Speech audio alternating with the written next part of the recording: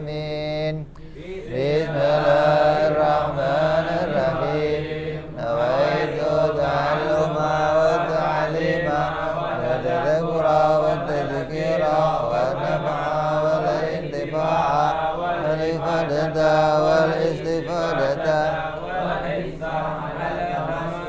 bi kitabillahi wa sunnati rasulillah sallallahu alaihi wa sallam wa du'a ila al-huda wa dilalata ala al-khairi ibtigha mardatihi wa qurbihi wa thawabihi wa husnil khatimah ma'al lutfi wal afiyah. Bismillahirrahmanirrahim. Alhamdulillahirabbil alamin. Salatu wassalamu ala asyrafil anbiya'i wal mursalin Sayyidina wa habibina wa syafi'ina wa maulana Muhammadin sallallahu alaihi wa ala alihi wa sahbihi ajma'in, amma ba'du. Wala musanniful kitab rahimahullah wa nafa'ana bihi wa bi'ulumihi fid dharain. Allahumma aftah qulubana futuhal arifin wa bihidmatika wa ansur alaina birahmatika ya arhamar rahimin. Ila anqal, melanjutkan yang lalu masih tentang syarat sholat, syarat sahnya sholat. Yang lalu apa? Menghadap kiblat. Kiblat yang dimaksud adalah Ka'bah. Ka'bah itu tengahnya apa, pinggirnya apa, mana saja, pokoknya kena Ka'bahnya gitu. Kalau sholatnya di dalam Ka'bah gimana? Kemana ngadepnya? Mana aja, bebas. Kalau sholat di depan Ka'bah, ya kamu sesuai yang kamu hadepin, sesuai. Makanya ada nanti kalau di sono makmum sama imam hadap-hadapan. Nah, di sini kan nggak ada, di sono ada makmum sama imam hadap-hadapan. Ya harus tahu tentang kiblat. Terus ada sholat yang juga membebaskan kamu boleh meninggalkan menghadap kiblat. Apa itu? Sholat sunnah, kendaraan, atau sholat dalam perang, dalam keadaan takut, boleh tuh sholat.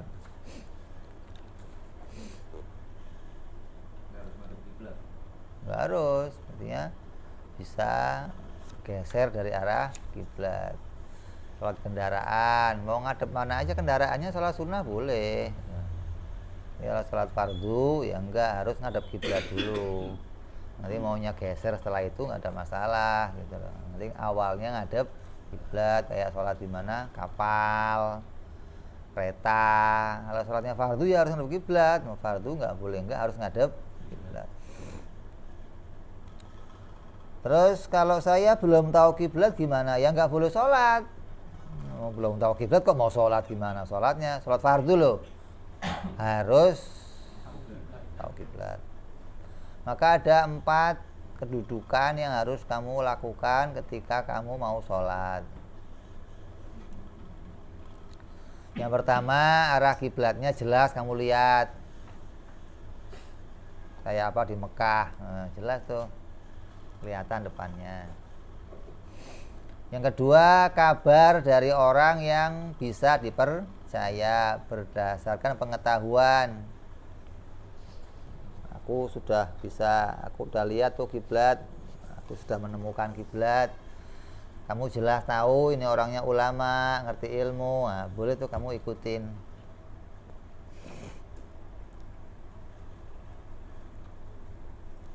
Baik itu lihatnya melalui kompas, lihatnya melalui alat, matahari, atau yang lain. Yang penting dia ngomong dirinya sudah bisa menemukan arah kiblat, kamu bisa percaya sama dia.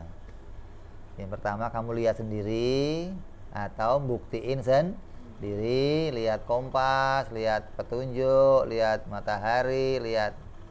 Kok nggak bisa? Ya cari kabar. Yang ketiga ijtihad.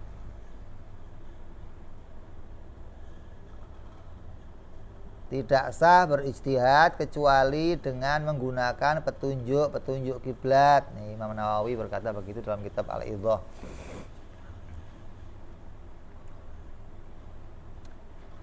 Petunjuk kiblat itu apa umpamanya? Ya seperti menggunakan kompas, kutub, atau menggunakan arah angin yang atau perbintangan. Nah, bisa tahu nih kiblatnya kemana ya, ini bisa tahu. Tapi ijtihad itu enggak sembarangan ijtihad, maksudnya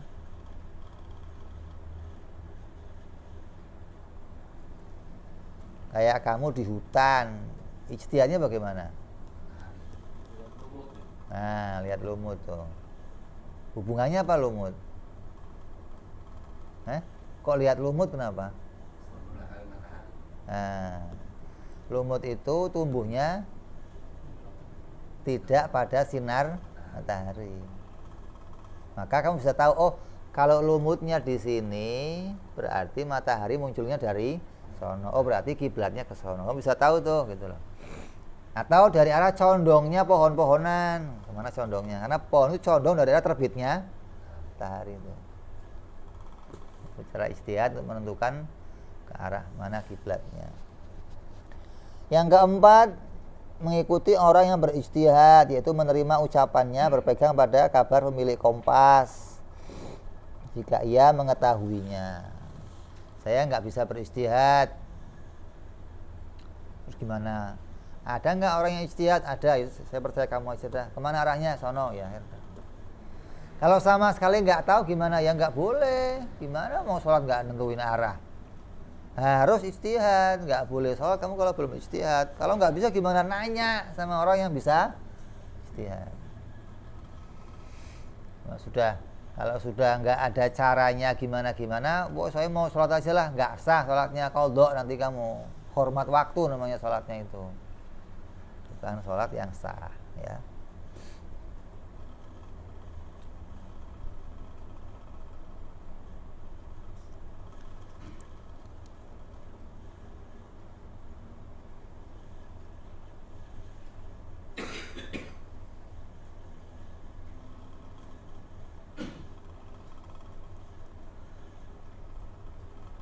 Terus yang ke-5, syaratnya adalah masuk waktu.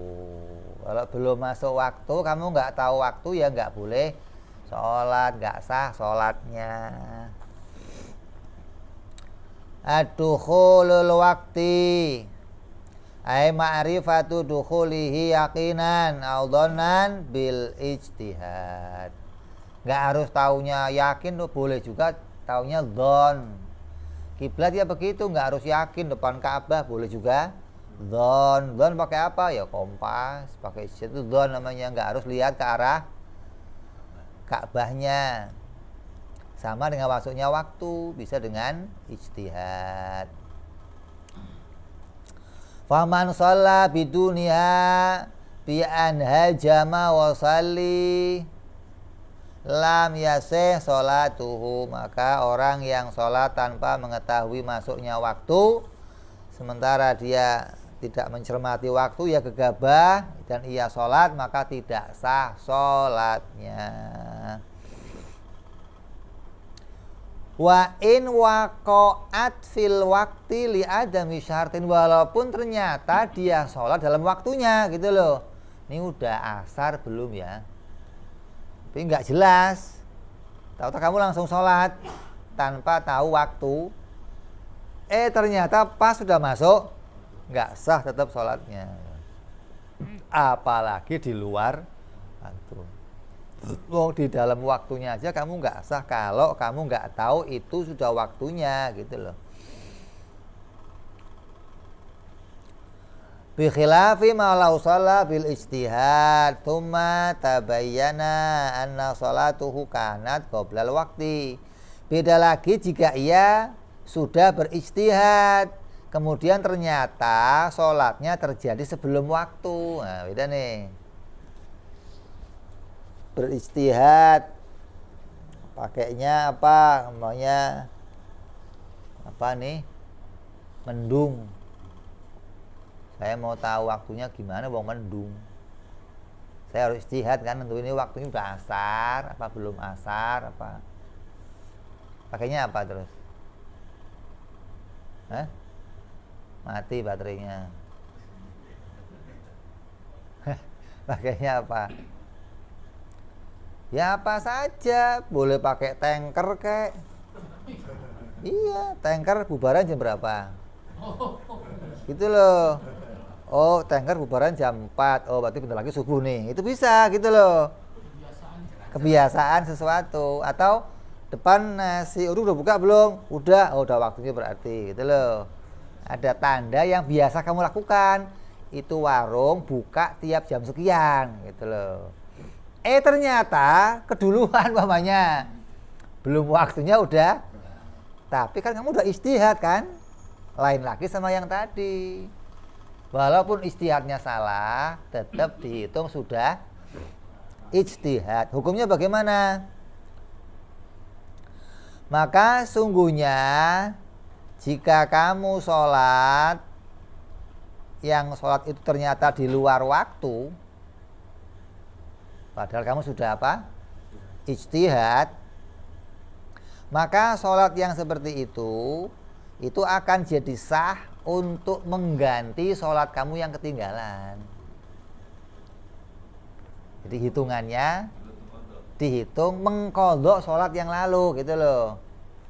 Sedangkan yang hari itu harus diulang, sholat lagi sesuai dengan waktunya. Nah yang sekarang saya sholat sah nggak? Sah, tapi untuk ganti yang lain. Nah kalau saya nggak punya utang, terhitung sholat mutlak, sunnah mutlak. Nah kalau saya nggak ijtihad, nggak sah. Kalau nggak punya qadha, dihitung berarti kamu sholatnya sholat sunnah mutlak.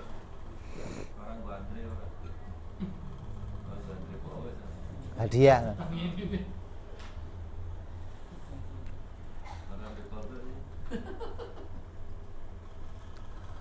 Falau kana yusalli subha kulla yaumin bil ijtihad mudatan thumma tabayyana annahu kana sholatu fi kulli yaumin fitil kan mudah qoblal waqti. Namanya ada orang tiap hari sholat subuh terus pakai ijtihad.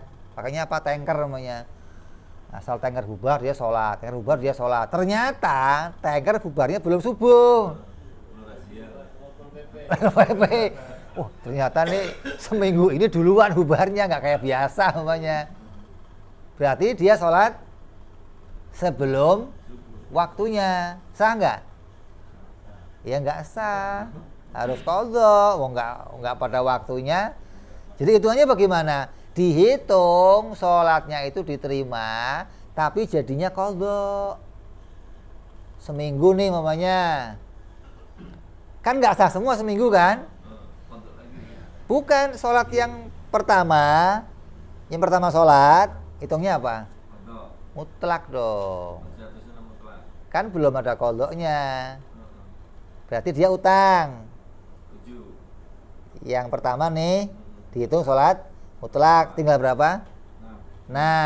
Berarti yang ke-6, ganti yang kemarin itu qadha, yang mutlak. Nanti yang keempat, ganti yang kemarinnya gitu loh.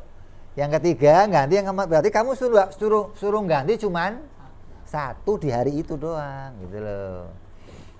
Jadi yang kamu sudah sholat termasuk qadha kemarin. Berarti yang hari ini kamu belum sholat kan? Nah kerjakan pada waktunya.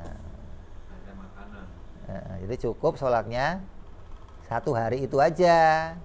Nah yang lain dihitung oleh Allah, diringankan untuk bayar qadha yang kemarin tertinggal gitu loh. Kalau kamu berturut-turut salah waktu tapi sudah ijtihad. Beda kalau belum ijtihad, nggak ngerti waktunya sholat malah nggak sah apa-apa.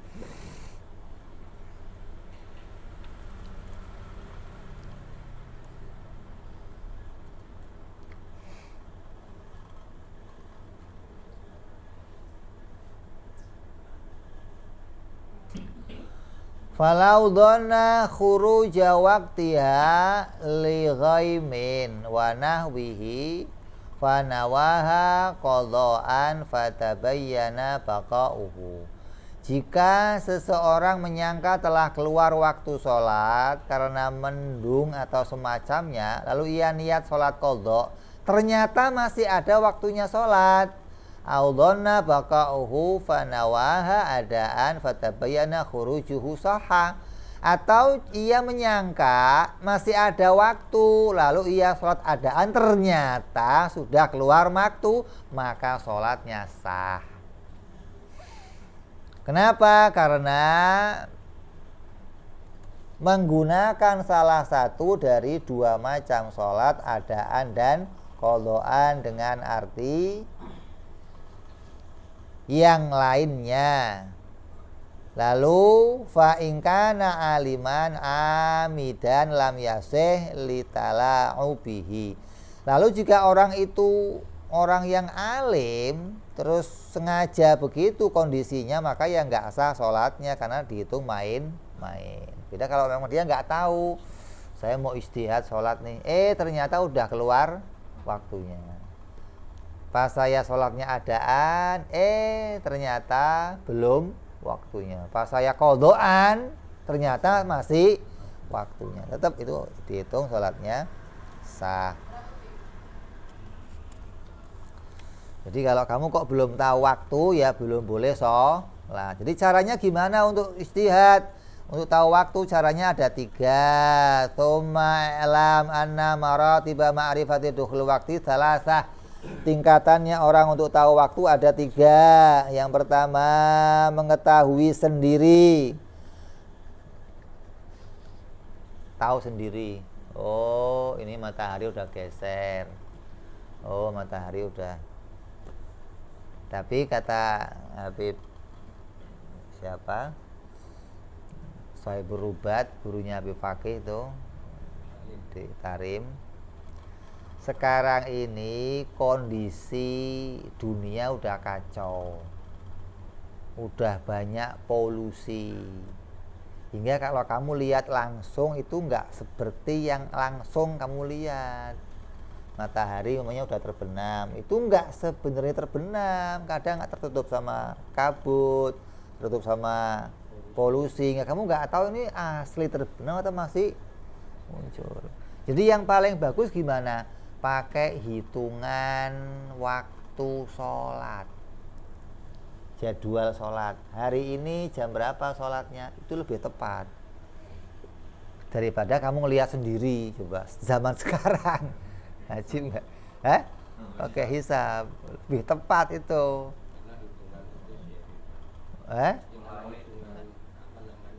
Biar pergerakannya matahari kan dihitung nih.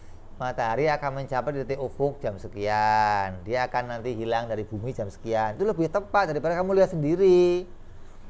Apalagi pakai mega merah, itu kadang belum maghrib sudah muncul mega merahnya, pas maghrib udah hilang. Kan repot, ini maghrib belum kok sudah muncul, pas maghrib malah hilang. Kenapa? Memang keadaannya begitu gitu loh. Jadi nggak bisa buat pedoman utama zaman sekarang ini, kata beberapa ulama. Jadi pilihannya apa? Pilihannya lebih baik pakai waktu hisab, lebih tepat, lebih meyakinkan. Karena itu jadwal sholat setahun, ada kan? Kamu lihat hari ini tanggal berapa? Oh, geser sekian. Oh, sekian. Yang penting jam kamunya pas gitu, jangan jamnya jam soak. Lo jam kamu jamnya pas, WIB ya WIB, WIT ya WIT, jangan jamnya jam Saudi dipakai di sini. Nah iya begitu keluar.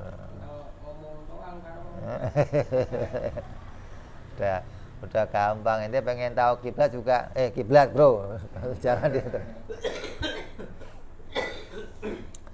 Atau melalui pemberitaan dari orang yang terpercaya, yang mana orang itu lihat langsung. Saya nggak bisa lihat, tapi ada orang yang lihat. Saya tanya, udah asar belum? Udah, gua tadi udah lihat. Oh ya udah. atau dengan melihat berbagai posisi pergeseran matahari dan bintang-bintang, atau waktu-waktu yang telah dilakukan uji coba, atau alat penunjuk waktu bagi orang yang mengerti dengan menggunakannya, bahwa itu jam matahari, jam ini, jam itu, dan yang macam-macamnya. Termasuk pula mendengarkan muadzin.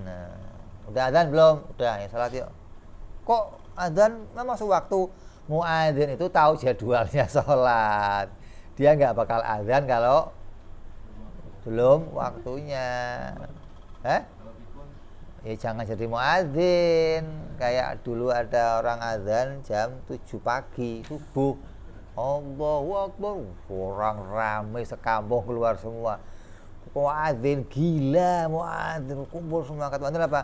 Tadi gua subuh adzan gak ada yang datang. Gua sekarang jam 7 adzan, lu datang semua ngapain? Lu datang kemari jam 7? Tadi subuh gua adzan lu gak datang-datang. Kena prank lu, gua prank. Kurang ngajar giliran gua pas waktunya gak datang, giliran gak waktunya datang, lu mau ngapain? Ada tuh muadzin begitu bercanda. Jadi boleh ikut apa?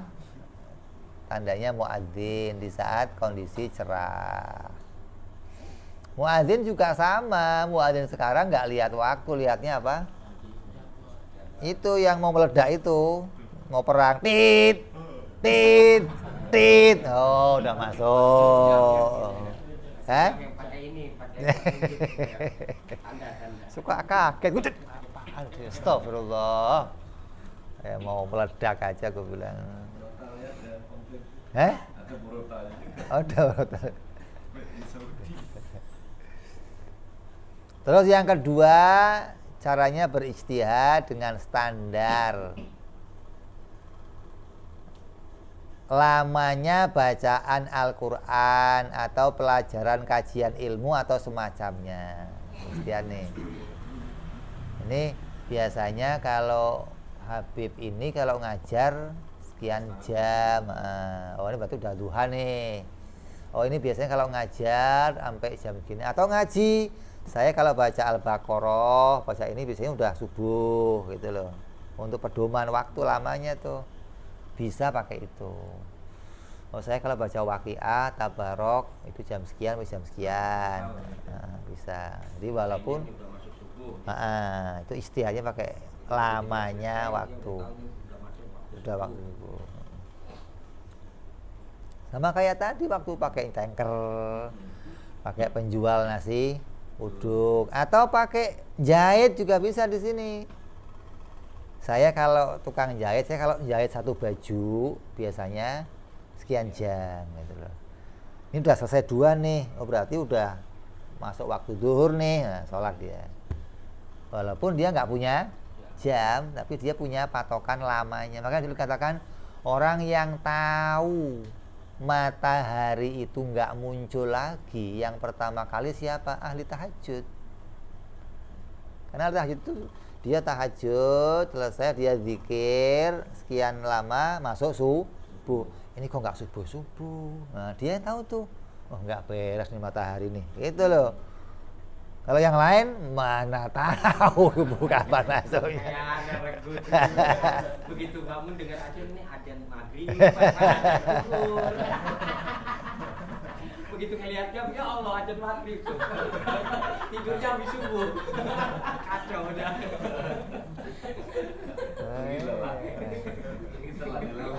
Untung nggak dikubur langsung. Ini mati apa tidur?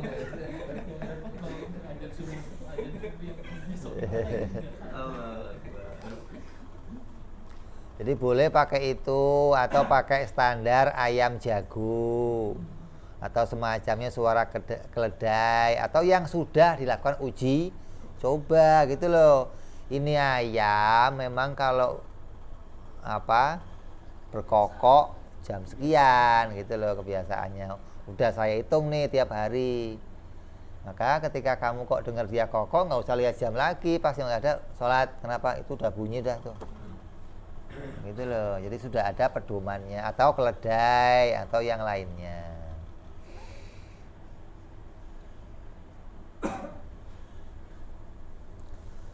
Tinggal nanti kamu pikirin ini kalau saya ijtihad pakai waktu-waktu itu, pikirinnya ini lebih cepet atau enggak ya, gitu loh. Atau standar nih.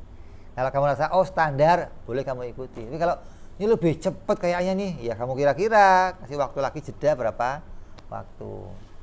Pokoknya pedagang nasi uduk atau pedagang asongan lewat, atau orang pulang kerja, si Anu udah pulang loh Pak, oh berarti udah masuk dong maghrib, gitu loh. Tidak ada pedomannya. Kalau nggak ada itu bagaimana? Nggak boleh kamu sholat, nggak boleh. Kamu harus punya pedoman untuk menentukannya.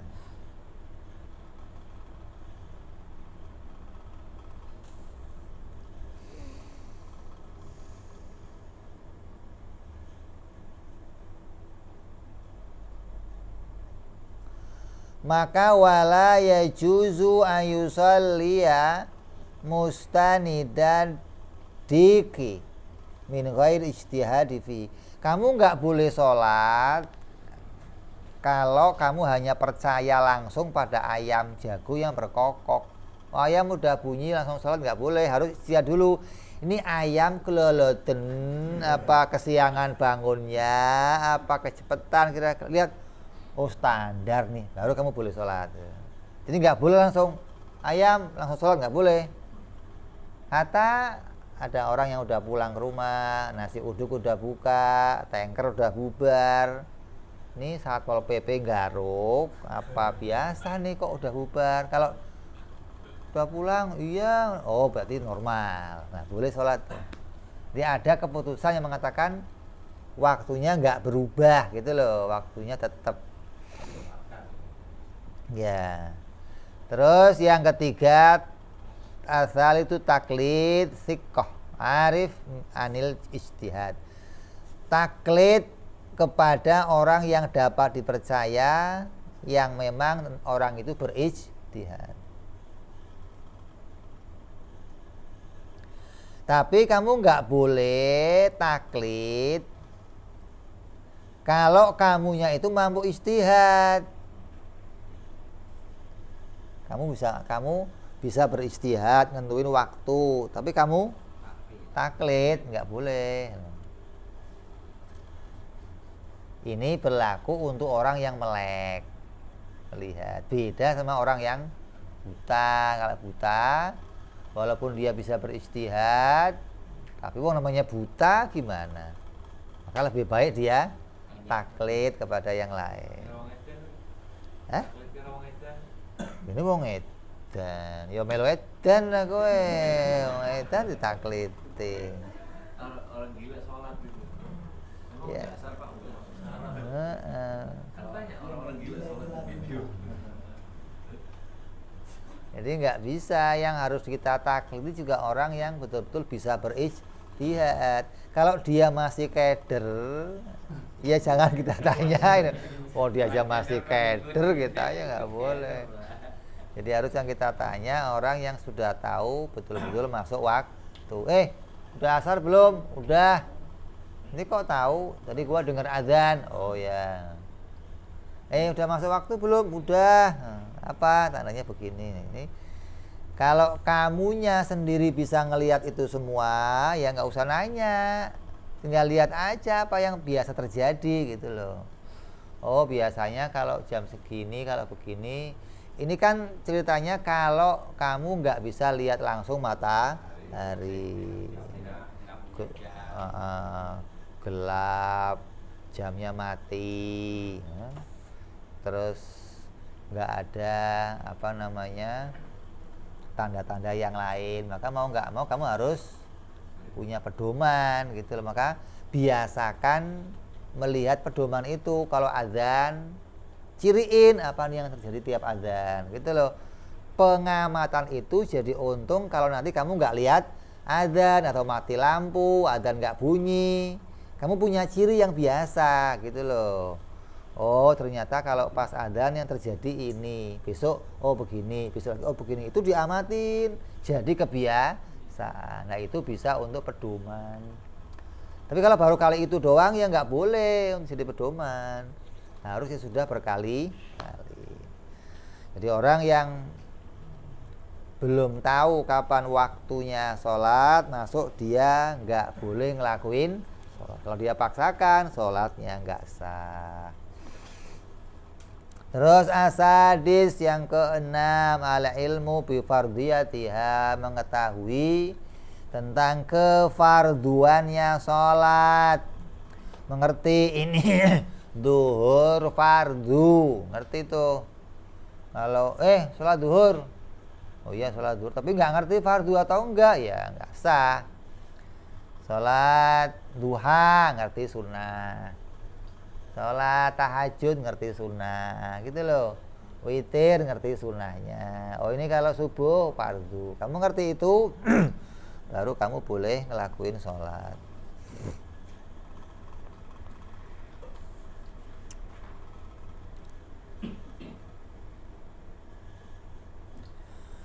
Maka ini nggak boleh enggak, mau pada orang buta, mau kepada orang awam, semua harus tahu itu. Kalau ada orang kok nggak tahu ini fardu atau enggak, ya nggak sah sholatnya. Maka kamu harus ngaji ini tentang sholat yang fardu. Kan udah gampang sekali sholat fardu, cuma 5. Sampai Nabi ditanya sama sahabatnya berkali-kali, ya Rasulullah, apa benar engkau hanya mewajibkan 5 ini? Iya. Enggak ada lainnya? Enggak ada. Tandanya apa? Nabi memudahkan orang untuk sholat. Ente enggak perintah sholat selain ini? Enggak. Hanya enggak ada yang wajib selain itu.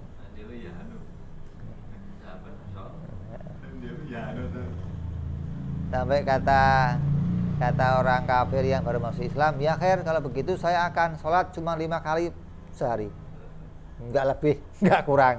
Bagus.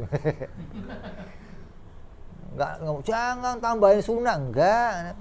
Kenapa? Enggak mau beratin, kecuali dia mau nambahin sendiri, gitu loh.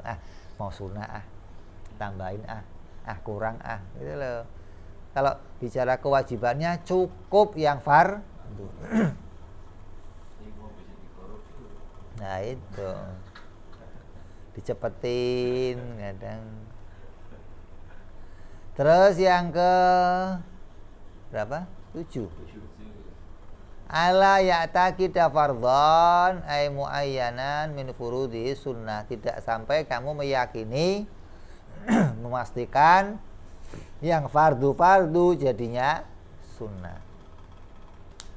Kenapa? Nanti bisa saja kamu tinggalkan.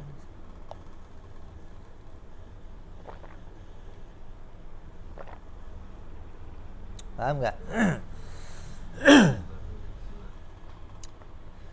Fatihah hukumnya apa? Fardu. Ruku fardu, iktidal, tumak nina. Kok kamu nggak ngerti tumak nina fardu, terus kamu nggak tumak nina, kamu cepetin doang gitu loh. Fatihah kamu nggak tahu kalau fardu, kamu tinggalin lah, nggak usah baca lah. Sunnah ini, maka sholatnya nggak sah. Kalau sunnahnya malah sah yang ditinggalin. Kalau kamu yakinnya semua fardu, semua malah boleh. Kenapa? Karena nggak akan kamu tinggalin. Itu bagi orang awam begitu tuh. Kalau orang-orang awam, ini hukumnya apa? Ya harus dibaca, ini harus baca. Nggak apa-apa lah orang awam ini. Nanti dia nggak akan meninggalkan. Tapi kalau dia nggak tahu, ini fardu apa sunnah? Sunnah kayaknya. Wah ini nggak sah nih.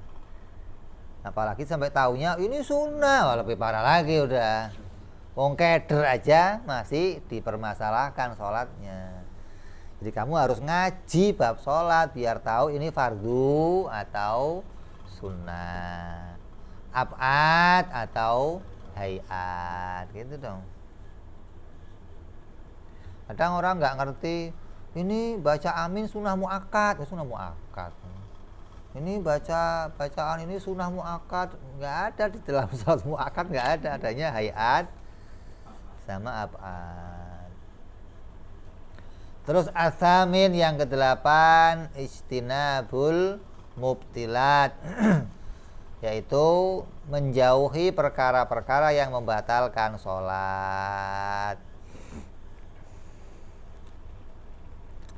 Katatwili rukni qasir amadan wa nahwihi, seperti memanjangkan rukun yang pendek. Rukun pendek kayak apa contohnya? Rukun pendek, ada rukun pendek waktunya, ada rukun panjang. Pendek contohnya apa? Iktidal, sama duduk di antara dua, itu rukun pendek, nggak boleh lama-lama. Kalau rukuknya boleh lama 2 jam juga boleh gitu loh. Sujud boleh lama 2 jam boleh. Kalau iktidal nggak boleh. Batasnya apa? Sebentar atau lamanya batasnya apa? Ukurannya bacaan Fatihah. Tidak boleh melebihi bacaan Fatihah. Karena Fatihah termasuk bacaan yang diukur kan. Maka rukun yang pendek harus di bawah bacaan Fatihah. Nah kalau duduk di antara 2 sujud, ukurannya apa? Tahiyat. Jangan lebih panjang dari tahiyat gitu loh. Apanya? Tahiyat iktidalnya jangan melebihi panjangnya bacaan Fatihah. Maka termasuk kamu mau memanjangkan rukun. Kan iktidal nggak boleh panjang-panjang. Berarti di bawah panjangnya bacaan Fatihah gitu loh. Kalau duduk di antara 2 sujud, ukurannya apa? Panjangnya jangan sepanjang bacaan tahiyat. Jadi di bawah panjangnya tahiyat. Jadi orang tahu bedanya gitu loh. Ini tahiyat apa? Duduk di antara 2 sujud. Kalau panjangnya sama, orang bingung ini tahiyat apa? Gitu loh. Begitu kamu rukuk iktidal panjang, ini iktidal apa Fatihah? Orang kan keder gitu loh. Jadi jangan dipanjangkan itu bacaan, karena memang itu rukunnya rukun pendek. Sama dengan apa? Menjauhi yang membatalkan sholat, kayak apa contohnya? Kemasukan makanan. Jadi kalau mau sholat jangan makan dulu. Kacang hijau sepiring, sholat. Nyelip di sini, masuk semua airnya. Kasih waktu dulu yang lama, habis makan, nah bersihin kumur-kumur, bersih yakin baru sholat. Jadi hal-hal yang memungkinkan itu masuk membatalkan sholat jauhi dulu gitu loh. Seperti makan, kan mungkin aja terselip sampai masuk, dan yang lain-lainnya. Nah, wa inna ma lam yadkul musannif al-islam wa tamyiz, sementara musannif enggak menuliskan apa Islam dan tamyiz itu karena kedua hal itu biasanya diceritakan di dalam bersuci 2 hadas. Itu menjadi apa? Syarat bersuci atas adalah niat. Terus syaratnya niat adalah Islam dan tamyiz. Itu biasanya begitu. Tamyiz itu apa? Apa? Pinter. Nah, pinter apa? Bisa membedakan mana sunnah, mana wajib, mana apa air najis, mana air yang enggak najis. Kadang kita juga salah seringkali membedakan antara air suci dan air yang bekas. Sering nih orang nggak ngerti. mustakmal. Mana air yang suci, mana air yang mustakmal. Kalau saya ada air nih di bak, saya kobok-kobok, jadinya apa? Mustakmal enggak? Enggak. Mau pakai kamu celupin, kamu berendam, itu enggak mustakmal. Sedikit. Jadi kamu jangan menganggap kalau air segini nih, saya masukin, wah mustakmal nih. Enggak ada hubungannya. Mustakmal itu yang sudah dipakai berwudu atau dipakai membersihkan najis, baru mustakmal. Kalau air di ember di kobok anak kamu pakai untuk cuci, kamu untuk lewat, nggak ada masalah. Mau kamu kupek-kupek begitu nggak ada masalah, nggak mustakmal enggak. Kecuali air seember nih, kamu saya niat wudu, celupin tangannya satu diangkat, mustakmal. Sudah dipakai bersuci gitu loh. Selagi belum, nggak ada niat bersuci, kamu kobok-kobok ya nggak ada masalah. Jadi kamu kadang ngeragu gitu loh. Ya, atau air sedikit, wudu, kecipratan, wah mustakmal dah nih. Seberapa kecipratannya seberapa? Kita nggak bisa bedain mustakmal. Kamu wudunya di sini atau mandi di sini, embernya di sono. Takut kalau airnya nyiprat, cipratan yang mungkin seberapa kira-kira? Segelas. Lah paling berapa tetes cipratan yang masuk ke situ? Lah kalau cipratannya itu enggak memungkinkan merubah, ya enggak dihitung. Itu namanya perubahan yang kecil gitu loh. Lah ngukurnya gimana? Ngukurnya ini perubahannya besar atau kecil, ini masuknya besar atau kecil, cara ngukurnya gimana? Enggak, cara ngukurnya kamu kira-kira air yang masuk seberapa?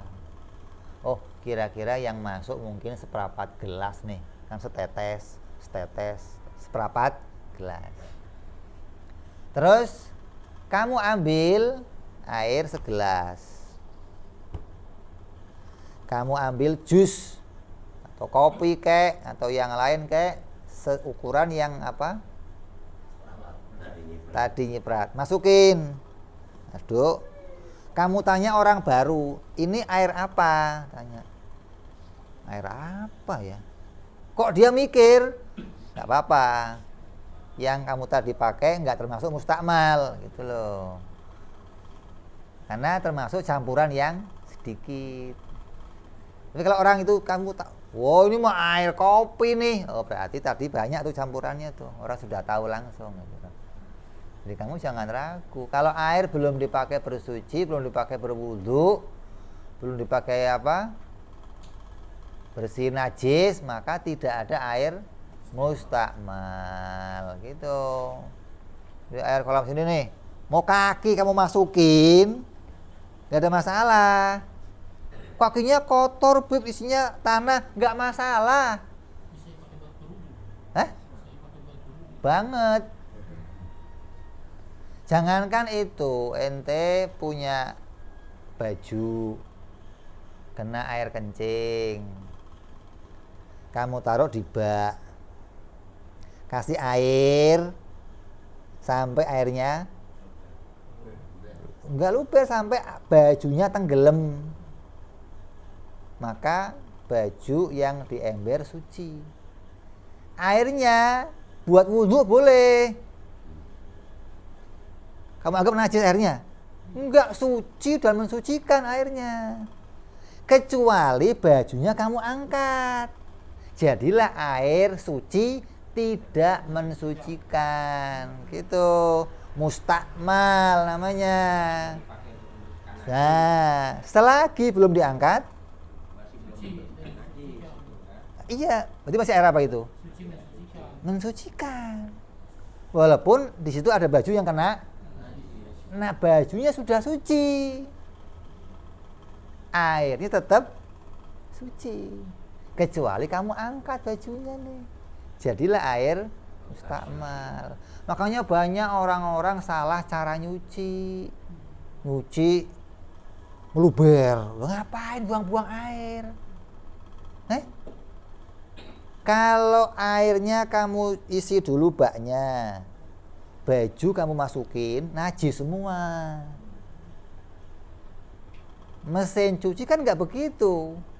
Baju dulu masuk, baru air. Asal tenggelam, puter, suci.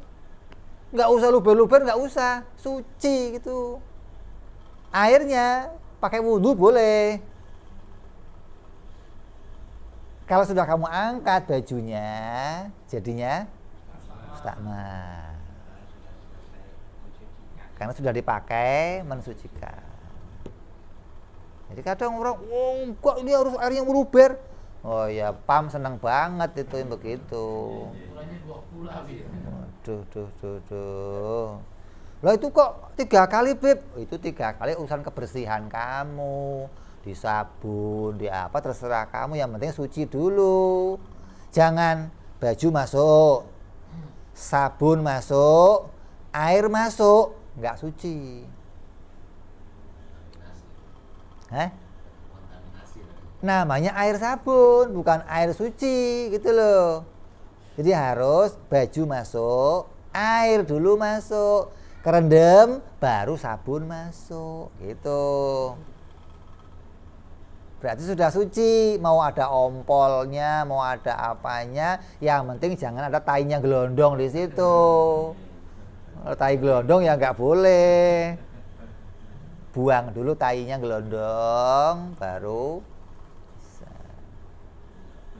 Itu namanya mustakmal. Kadang kita susah ini mustakmal dianggap pokoknya yang bekas. Bekas apa? Ya bekas nyuci. Enggak. Mustakmal ada 2, mustakmal bekas wudu, mustakmal bekas bersihin najis gitu. Bekas wudu itu ya bekas mandi wajib ya bisa. Ya nyambung ya. Jadi tamyiz itu tadi bisa bedain, atau pintar bedain itu mana air suci, mana air najis, mana air yang mana waktu sholat, mana sholat yang fardu, mana sholat yang sunnah, mana puasa fardu, mana puasa sunnah. Kalau orang biasanya ukurnya sudah tahu mana kanan, mana kiri. Kadang ada orang udah tua daplak nggak ngerti kanan kiri gitu loh. Kanan bro, oh ya kanan, ini kanan pak, astagfirullah. Sampai kaget. Dia kalau mau ngomong kanan mikir dulu buat makan. Oh ini kanan, lama gitu loh. Nggak cek kanan, enggak. Ada orang lemot begitu memang. Kalau orang begitu jangan pakai kanan, begini. Oh ya. Nggak usah ngomong loh, ribet. Oh ya. Yon, kanan, siapa? Kiri. Abang tahu kalau mau bilang ke kiri, bilang ke kanan. Kiri kalau dibilang pakai kanan. Yon, ke kiri. Kanan. Itu kiri apa itu? Sebenarnya apa di kantin, Bre? Makanya buat itu.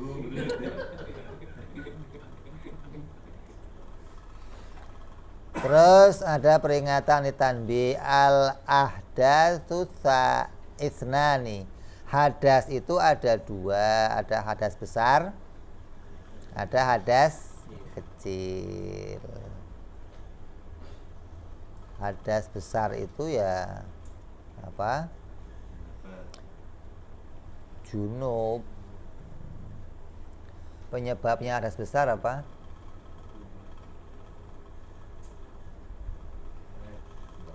Haid, nifas, wiladah, apalagi jima, terus masuknya kemaluan, terus keluarnya air mani, terakhir apa? Mati.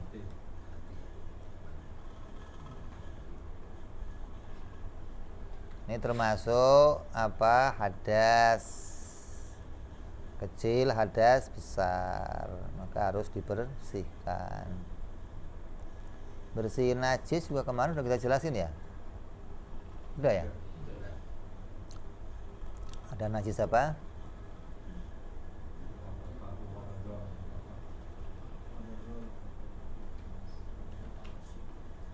Apa? Mukhafafah, mughaladah, mutawasithah.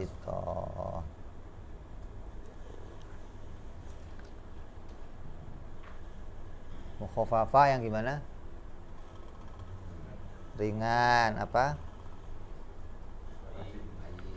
Kencingnya bayi yang belum 2 tahun, laki-laki yang nyusu. Kalau kamu kok dapetin ini begitu, cukup diapain?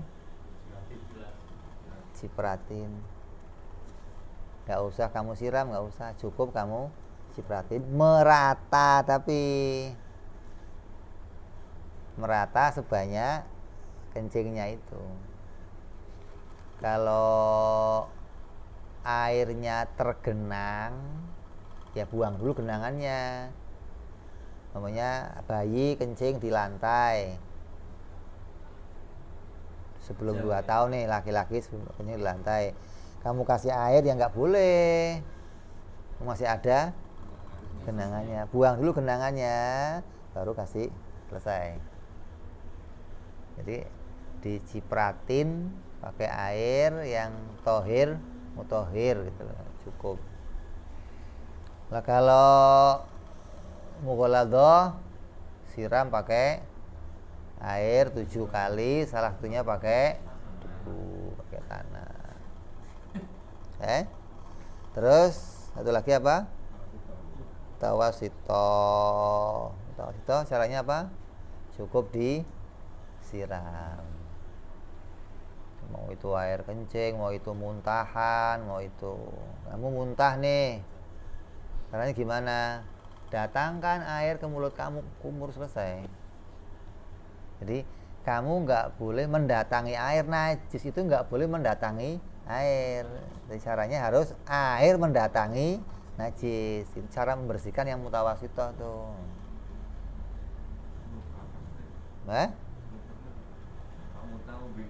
Bukan setelah muntah. Setelah muntah, keluar muntah. Iya, keluar. Kamu nggak bisa ngapa-ngapain, kamu nggak boleh menelan ludah sebelum kumur. Iya, sisa di mulut itu kan najis nih. Kamu nggak boleh telan sebelum kumur. Pas puasa mamanya muntah, batal nggak? Enggak, gitu loh. Itu gimana? Kumur aja. Datangkan air sedikit, kumur, buang. Boleh kamu telan ludah, gitu loh. Udah nggak najis ludahnya. Jadi apa? Datengin air yang sedikit. Kamu punya sarung nih, gede sarungnya. Kamu buntel masukin ember yang kecil, ciduk gayung. Masuk, asal masuk sarungnya, kasih air penuh, suci. Air di embernya itu, di gayungnya, minum boleh. Kuah, kurang kuah, masukin kuah boleh. Sayur. Ini digayung. Walaupun sudah diambil, jadinya apa? Suci, tapi tidak boleh dipakai masak. Jadi kamu kalau ada air cucian jangan dibuang-buang, najis. Dari mana najisnya? Nah, itu makanya orang kadang suka apa nyenengin pam maksudnya. Oh, pam seneng banget loh. Air sampai bludak begitu selalu ngalir karena nggak ngerti caranya bersuci gitu.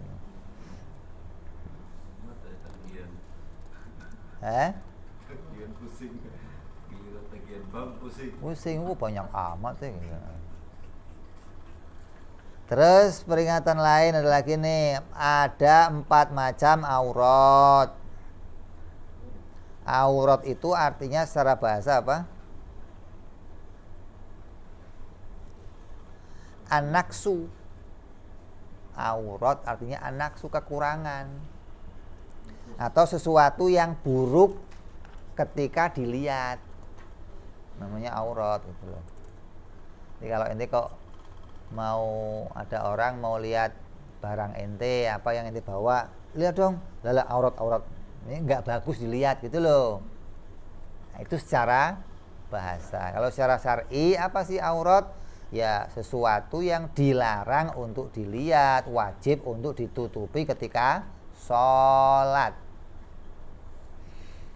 Dan perkara atau anggota tubuh yang diharamkan untuk memandangnya, itu namanya aurat. Yang pertama auratnya auratur rajul, auratnya pria mutlakon, secara mutlak, laki-laki yang tua, mau kafir, mau budak, mau anak kecil, mau tamis, mau belum tamis, sama tuh. Sawa'un kana fi sholat aw kharijiha ma baina surrati wa rukbah. Mana auratnya? Antara pusar dan lutut. Ada mengatakan lutut nggak termasuk, pusar nggak termasuk. Tapi yang bagus ya di bawah lutut, di atas pusar, yang terbaik begitu.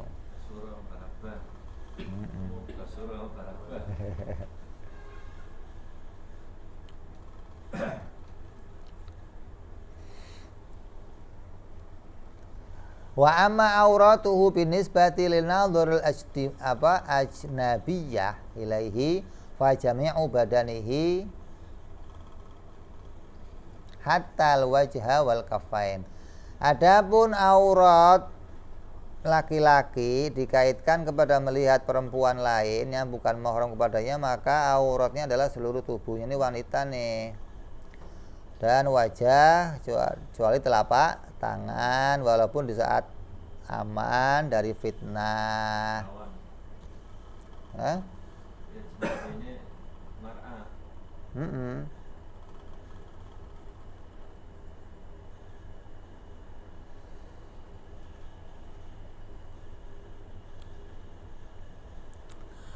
Fayarumu 'alaiha an tandura ila syai' min dalika wa binisbati lil khalwati as-su'atani faqat alal mu'tamad. Haram bagi perempuan yang bukan mahram melihat sesuatu dari semua bagian tubuh orang laki-laki. Di antara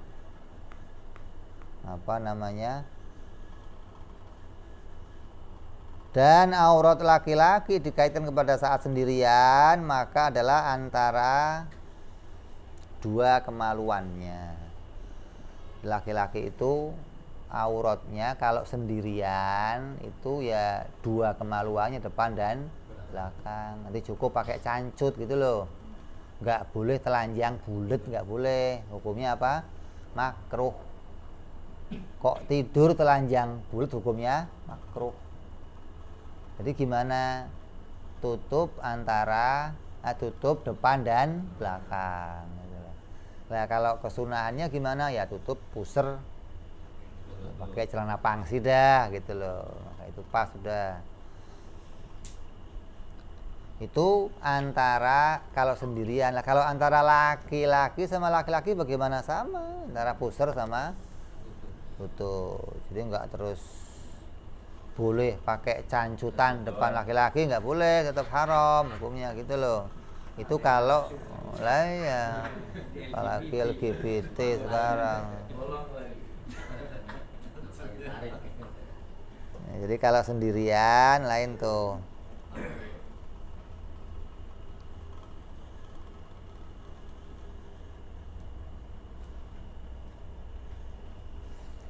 Jadi bagi laki-laki ada 3 macam aurat. Artinya dalam keadaan sendirian, dalam keadaan dilihat oleh umum laki-laki lain atau perempuan lain, dan dilihat oleh perempuan yang mahram. Terus wanita itu kalau mau melihat anggotanya laki-laki, seorang istri, boleh lihat semuanya, boleh. Suami juga boleh lihat semua istrinya, kecuali suaminya melarang. Jangan lihat bagian ini, ya dilarang, nggak boleh lihat, dia haram kalau dia lihat. Kecuali laki-lakinya ngizinin. Mas mau lihat, ya udah lihat aja. Boleh lihat semua, boleh tuh. Kalau jangan lihat ini ya, itu jangan. Oh, ya udah, nggak boleh lihat. Kayak kalau kecuali laki-laki mau lihat punya perempuan, boleh nggak? Boleh. Wah, kok dilarang nggak boleh? Sobek aja. Nggak dosa, karena boleh dilihat semuanya gitu loh. Kalau laki-laki melihat kemaluannya istrinya gimana? Depan, belakang, boleh. Apa? Tidak dosa, tapi hukumnya makruh kalau nggak punya hajat. Kalau punya hajat, boleh. Kayak mau ngapain? Kalau mau masukin, kamu nggak lihat lubangnya bagaimana? Ntar nyasar.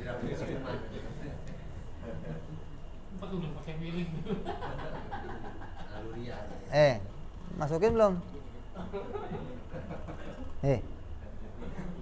Masukin belum? Udah? Belum?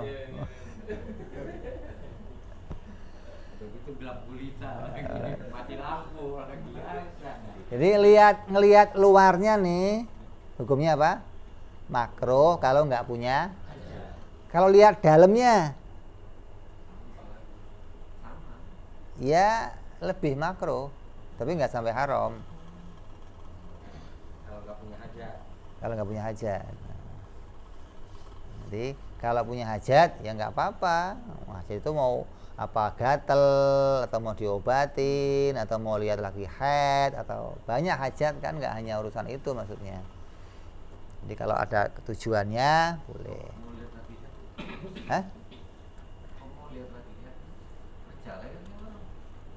Ya nggak apa-apa, artinya dimasukin kapasnya kan boleh. Laki-laki yang bersihin udah bebas. Nah, laki-laki mau ngecek asal mau mah ayo haid, buka, mau lihat bersih.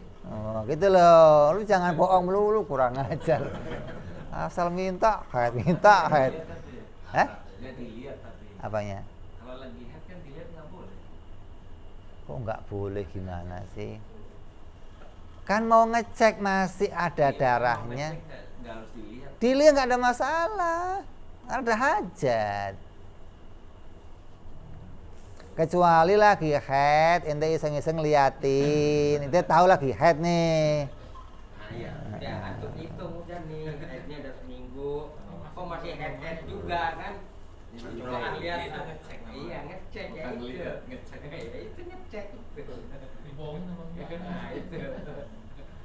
Aratin gitu.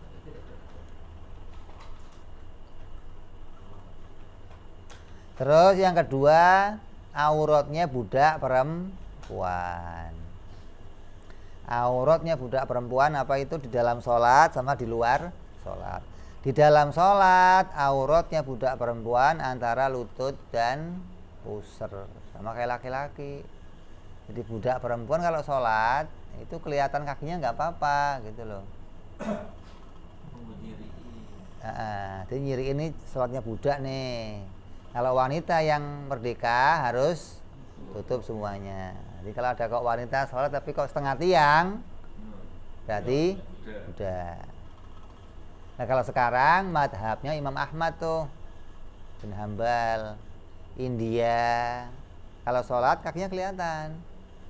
Bagi mereka nggak usah ditutup, nggak apa-apa, kaki bukan aurat gitu loh. Jadi tetap batas mata kaki. Makanya waktu kita umroh ke sono, dan semuanya umroh semua, itu ribet sama orang-orang itu. Kita ya harem, tawaf kan nggak pakai kaos kaki dia.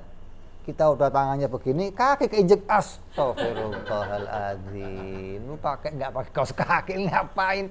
Memang sholatnya begitu, nggak taunya, nggak usah pakai kaos kaki, nggak usah apa, karena bukan Syafi'iyah gitu loh. Itu kalau bermadhab. Lah kalau yang Buddha memang auratnya antara pusar dan kalau dalam sholat. Kalau di luar sholat seluruh badannya malah ketutup, sama kayak wanita merdeka biasa.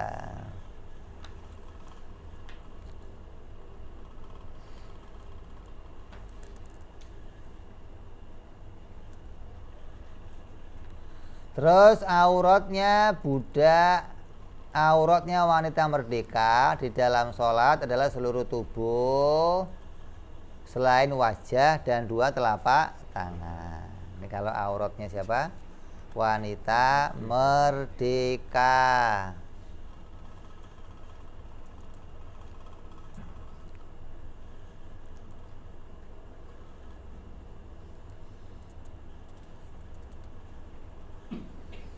Termasuk di dalamnya apa? Telapak tangan, rambut, begitu juga bagian dalam telapak kaki. Maka wajib menutupinya.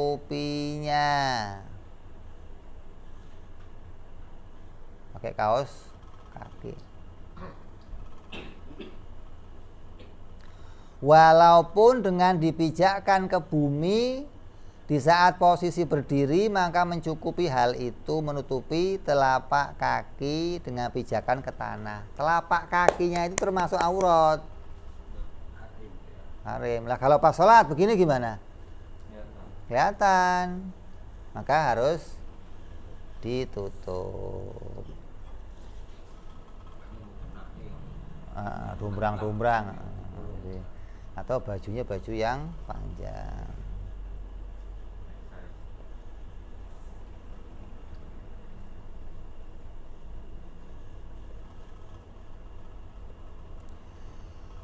Jadi kalau apa namanya,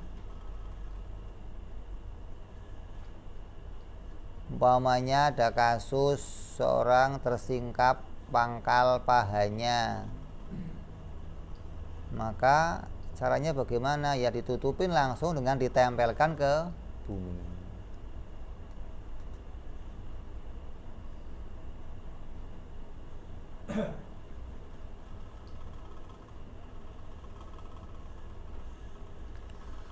Maka jika tampak sesuatu bagian tubuh di bagian telapak kaki ketika wanita itu sujud, atau tampak tumitnya ketika ruku atau sujud, maka batal sholatnya. Ya, kalau wanita kok pakai mukenanya potongan tuh, nah, itu hati-hati tuh. Kadang suka terangkat, kadang suka.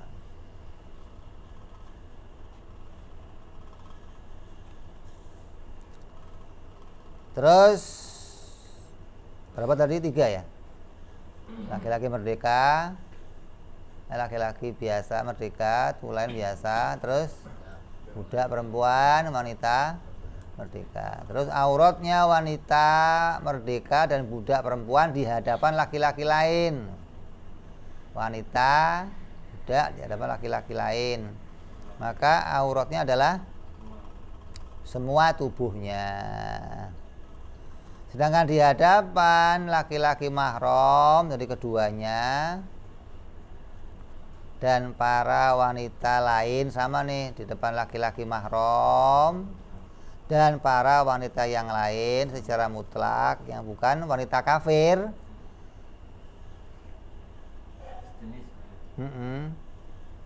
maka adalah antara pusar dan lutut. Pusar dan lutut. Yang penting jangan di hadapannya wanita kafir gitu loh. Makanya di Arab itu kan sudah masuk gedung, udah blowekan sini, nggak apa, yang penting pusar lututnya tertutup gitu loh.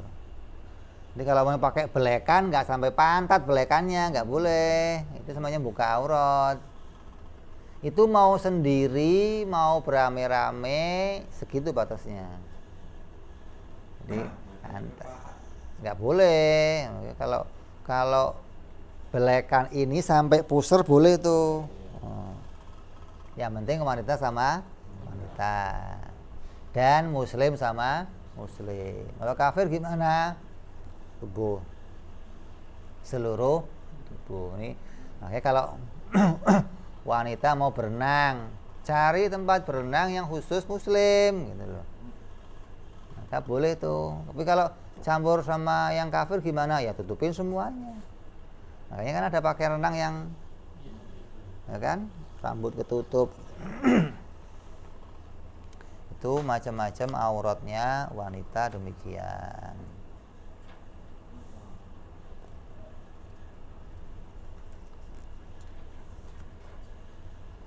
Terus yang lain kita bahas yang datang, wallahu a'lam bissawab. Wa ila hadratin nabi. Al-Fatihah. A'udzu billahi minasyaitonir rajim. Bismillahirrahmanirrahim. Alhamdulillahi rabbil alamin arrahmanir rahim maliki yaumiddin. Iyyaka na'budu wa iyyaka nasta'in. Ihdinas siratal mustaqim. Siratal ladzina an'amta 'alaihim ghairil maghdubi 'alaihim waladdallin. Amin. Ya Rabbana i'tarafna bi annana iqtarafna wa annana azrafna la ashrafna fatub tauba taghsil kulli hauba wa zalana awrati wa amin raati wa ufir Rabbi wa mauludina wa lali wa lihwani wa sairil illani wa kulli dhi aujiratin au suhba wal muslimina ajma' fadlan wa judan mannan la biktisabi minna bil mustafa Salla wa salam Rabbi alaihi andal habbi wa alihi wa sahbihi